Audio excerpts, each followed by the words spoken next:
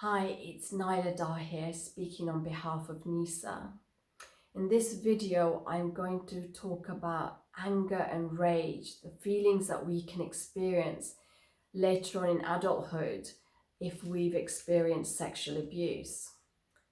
I was in my 30s when I told my parents about the sexual abuse. I was in therapy at the time and my therapist encouraged me. She was the first person I told about the abuse, and she encouraged me to tell my parents. And I was lucky. They were very kind, they were sensitive, they were understanding, and they were mortified that, this had happened in our family home by a relative. And so they couldn't have been nicer about it. But because I was reliving it in therapy a lot, I was just full of a lot of anger and rage. It was like I had a scab that I couldn't stop scratching. And so that's the feelings that I was expressing most of the time. And I know my family said to me, you were much nicer before you went into therapy and started to dig up these kind of things. And now all you do is you're angry or you're aggressive. And I knew I was, but I just felt like that's how I felt and I needed to express it. So, and I hadn't felt like that before and I hadn't expressed it before. And I felt like I was within my rights to express it. But it lasted for 3 years. And in the end, I thought, God, is this the place I'm going to live in only? Is this the song I'm only going to sing? And I got worried and I got disturbed by it. So I did what I do when I get worried or upset. I pray for guidance. I ask for help and support. And so that's what I did. I said, I don't want to live in this one place, but I don't know what to do, and I can't seem to stop feeling the way I do. And that night, I had this dream. I dreamt I was in the house of God, and there were all these other people, and each person was standing in front of God and telling God what lesson they learnt in their life, and then they had to climb up on this cliff and then jump down into the sea.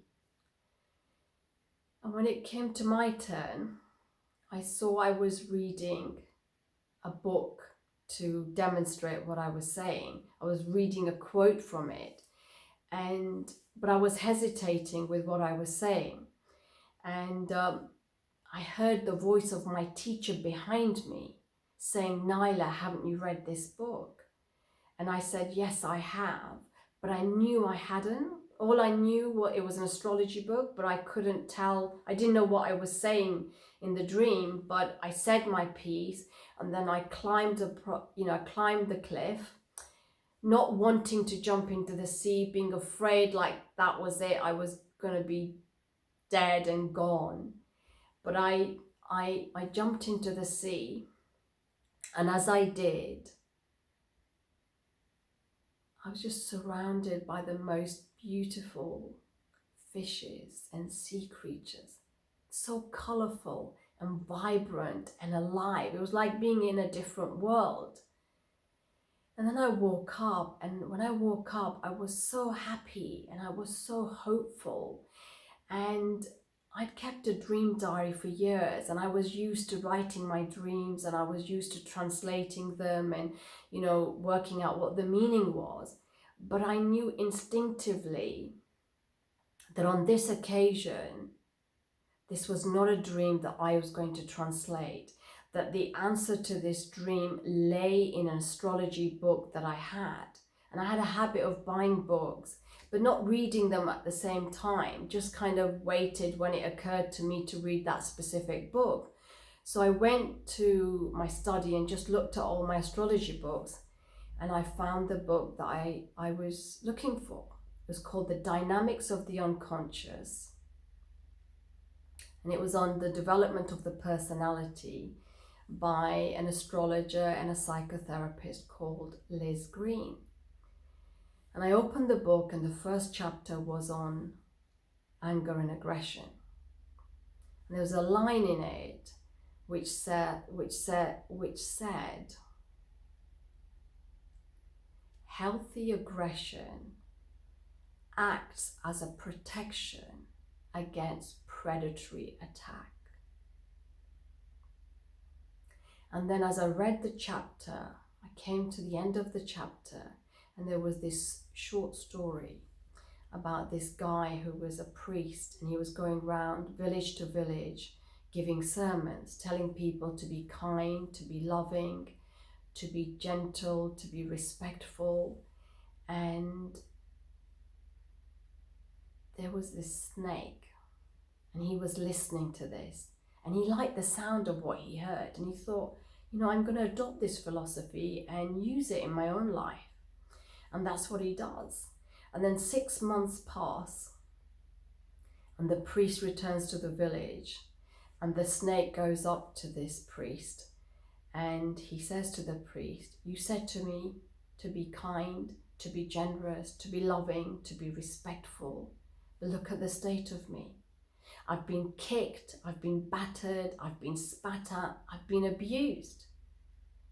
And the priest turned round and said, "Yes, but I never told you not to hiss." And I thought, God, I think I have to hiss for the rest of my life. That is what my anger and aggression is doing. But in reality, I don't. That if anger or aggression is required and I need to assert myself or protect myself, I will do it instinctively. But that I don't need to live in a cocoon of anger and aggression as a way to protect myself, because it's not required, and it's not good for me. It's not good for my immune system. It's not good for my relationships. And it's boring just to be in one place of feeling over and over again that makes you feel bad and makes other people feel bad. I don't want to live like that. That until I saw that, I couldn't let the anger and rage go. I just thought I need it to protect me. And because I couldn't sort of express it as a child, if I stop expressing it now, then I might go back to an old way. So these were just thoughts and feelings that I made up about the situation.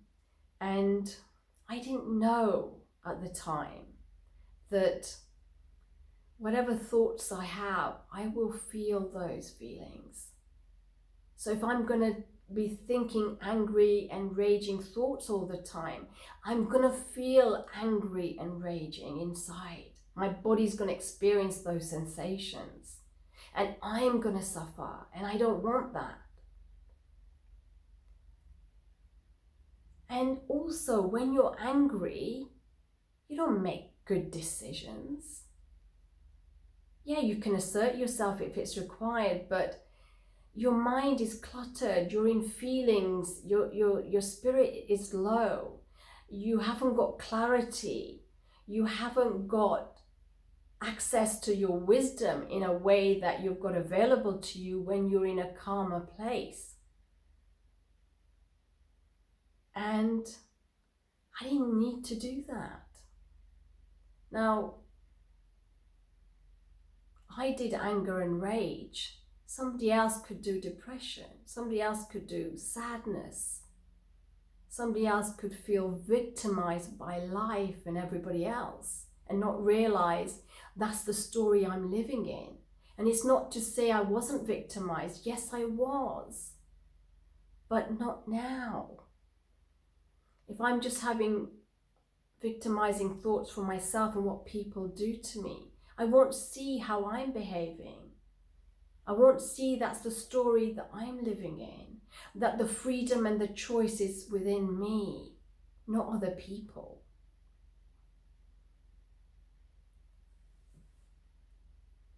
And there's a lot of joy in knowing that I can feel a wide range of feelings, and that I don't need to live in one.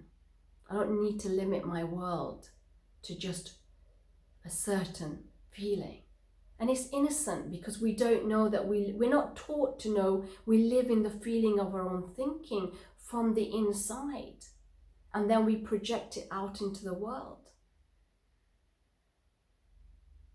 But when we know that, that's where the freedom is. That's where the choices are. That's where the joy is. And I'm grateful for knowing that. And I've made friends with anger and rage. They come now and then. But so what? I don't need to make it into a big deal. And I know that they'll come and they'll go. And it's the Buddhists who'll say things like, "Hello, anger, my old friend, you're back again."